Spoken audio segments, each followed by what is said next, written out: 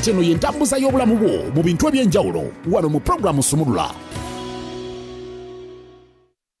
Tuli mu nnaku za mwezi 3 zokka ezakayita ez'omwezi guno ogwa Gatonnya, omwezi ogwa January, omwezi okusookera ddala ku kalenda. So ku nnaku ezibeera mu mwaka twakatambulako ennaku 3 zokka, it is just a fresh new year 2024. Program Sumulula ffe weetuli nga bwe tulaba because tulina kye tuplaninga ne Allah alina kyaplaninga, but we hope for the best. Tulabe tunakivuga. We are here to drive through the whole year with you.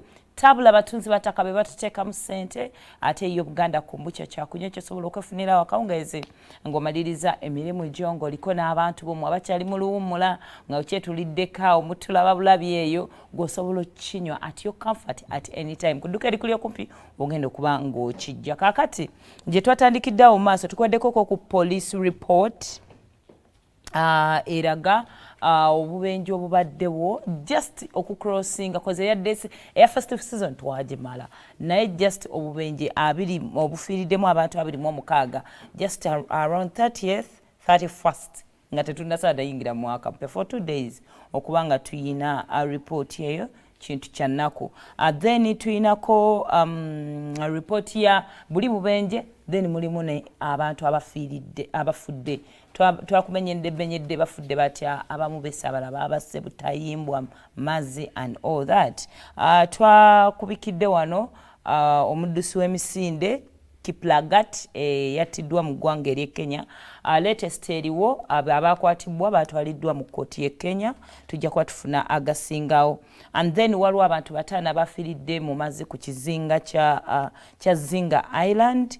Then ne incidence ekedde ku makya eya Pastor Bujingo n'omukumi we ababadde attacked era nga mukumi oba driver we yafiiridde. Kakati this is too early. This information is too much nga tutandika butandisi mwaka. Today ku drawing board. I'm telling you. Tosobola kubanga omwaka gwakatandika nga mwaziise dda. Kimenyamu. Yeah. So today ofenga abantu ku drawing board nga tetunagenda government yetuyambe you as a person tusoke safety tips tusoke tuwefeeko gwe nga gw'omuntu yeekumyeta tusokere ku bubenje. Tubadde twogera abantu b'okkubo bayambiddwa batya. Amakubo agamu gaaliko wegalaga abantu we batambulira. Naye okusinziira ku Uganda yattu ebintu ebimu bituuka ne bigwa. Bibeerawo ne munnaye engobera yabyo neegwa. Kati eryali ekkubo ly'abantu bodaboda ze likozesa. Because naffe emmotoka tuvuga bubi. Tublokinze kubo bodaboda tezirina wezi. Mu plani y'enguudo zaffe bodaboda kyeka tezaaliko.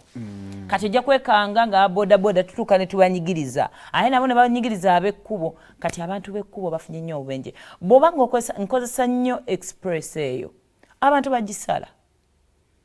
Naye kaakati omuntu abantu abalowooza nti bw'owerabina nti you are a Ugandan n'oyagala ogoberera amateeka g'ekkubo ogenda kutta abantu bangi.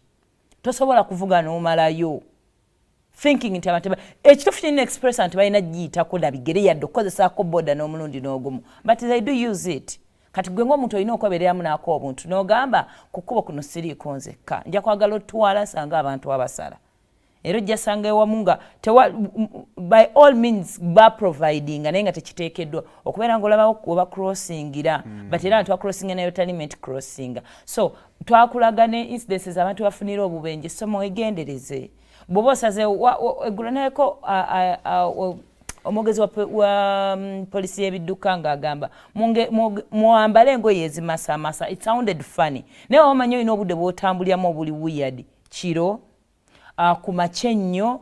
Ndabyeko omusajja ku makyawo ng'ayita wali waggulu eri ku junction etuleeta eno ku Ngoma then nedda eri ekibuye n'eyambuka ng'ayambadde setting erimu reflectors because abadde exercisinga. So ekyo bakikubiriza nnyo. Yes. Tomalaga ddala ng'obudde abantu bangi mmeka bezikoonyi nga tezibalaba. Ate emmotoka sebe esobola buli avuga emmotoka osobola okwekanga omuntu. Bwe kuba makafaananyi singa gwe abadde agivuga n'okoona. Ekisooka okujja mu bwongo obwo. Njabala ayinza okusooka okusinga okutwala omuntu mu ddwaliro. Kaakati kuba okwewala ebyo byonna yamba reflector yakulengerere wala. Yeah. So bw'oba mayogerako sekkubo mu budde bwonna obuyadde oba newoba ogenda linnya boda mugerewo obugoye mulimu lime green mulimu orange oyo ayaka reflectinga gwe manya mbuno okyekoledde aboda balina buno babigonza balekera okugula reflectors ne balina enkoba ze bagula ze bateekako obuteesa yamba lugoye naye nateekako ezo enkoba ezo zireflectinga tezibeera tuma like sentino kijaketi kyonna kitaddeko naye oba osobola omulengera. Then amazzi twadda ne tubagamba okutambulira ku mazzi.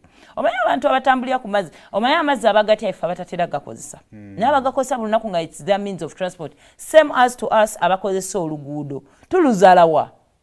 Anti wenu eri kutugira omuntu. So n'abantu b'oku mazzi nabo bakimanyiira. Naye nze alwawo gakozesa olumu tufa ababeera ne oba omanyi olina okwambala life jacket ebintu ebyo ebisobola okuyambayambako bannange temunyooma bintu ebyo. Then kati when it comes back to fenga abantu okwekuuma okwerinda tukimanye nti gavumenti ejja kolako kyekoze ne gavumenti planninga kino n'abantu bakola kino. That's why people murder others. Okitegeera government naffe tuyambe. So kaweyambe before even the government comes in. Then okuyitiramu katonotono omuntu olina okubeera alert. Omuntu okubeera ng'oli aware bw'oba otambula. It is waliwo sometime when natambulirako nga wonogamba nti part of exercise waliwo ekintu kyenneewuunyanga ate nakirealizinga nendo kati nga busamba ndaba disturbing nnyo kubanga simanyi ani anvaako emabega. Kati jjukira mu mmotoka you have both side mirrors and then the driving mirrors. Omuntu akozesa nnyo mmotoka ekintu ekyo ojja otambuzeeko ebigero ojja tegera kyenjogerako. Bw'obanga tomanyi kikuva mu sides n'amabega kikutiisa because you're used to looking in all directions. Kati n'abantu abatambuza ebigere oba abakozesa boda naye lwaki omuntu oba otula ne ku boda talina gundi because ate singa nze olumu wema akosa boda osobola ogiyimiriza naye nze kasankulaba nga tolina driving mirrors rather side mirrors so bagamba nze mba ndabayo bakalunnyaabo naye atunuzaayo mutwe emotoka ejja emabega ye ayiga gitokosa. So olina okubeera aware as a person nti olina okumanya ani akuva emabega ani akuli mu mbirizi and all that. Then mulekerawo okutambula nga owunzisa emitwe be confident nze kyekintu mama nga yakikuza akiŋŋamba tunula omuntu mu maaso because ye akikolanga nti omwana omuwala bwewemoolamoola oli mwangu wakutegula naye n'abantu olaba abayaayi asobola okukola nti gwe kati oli yungwe oli fala olimu akatala kakwakamu because you're not confident totunula gy'olaga oli awo wemonkola bwemonkozi mukkube ko tebaliyemooleramu most especially in this Kampala. Be confident.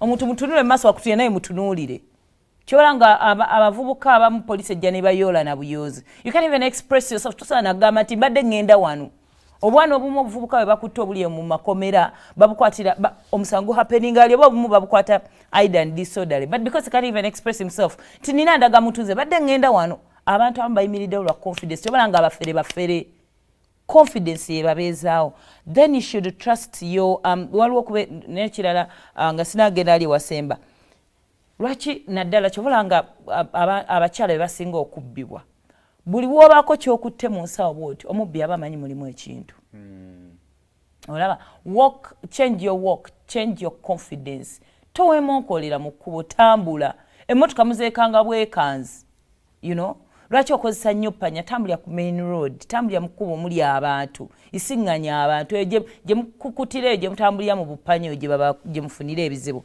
tambula nga tokwataganye nnyo bintu then tambula yambala engato esobola okukutasa in case of anything toyambala bugoye buli tight ng'ogenda kukozesa kkubo anything can happen and you need to oyagala yetaaga kudduka naye nga gw'oliawo wemonkola bwemonkozi then gwamanyi omuntu oyo eyeemoola mwola oyo n'omutunulira n'ogamba ono ali kuki you should always trust your instincts to yaani oyo omuntu empulirayo kati nze lumu omubbi omuyaye yanvumako yali ajja ku mmotoka nga ndaba emira yali wansi ne mulaba mu side mirrors nenjambusa olowooza ngenda kubba namulabako awo ku cricket over abavuka ba cricket over ayi no mwe kale oli yamwe mulagambo nga liva kuno paka wali hoda nange ndikubirewo ayinza butakuwemula because bale yanyiga nga abale buli mugunyiza